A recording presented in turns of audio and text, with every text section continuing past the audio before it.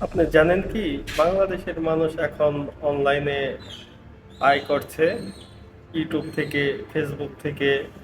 কেউ সময় নষ্ট করছে, কেউ এই সময়টাকে কাজে লাগিয়ে আয় করছে।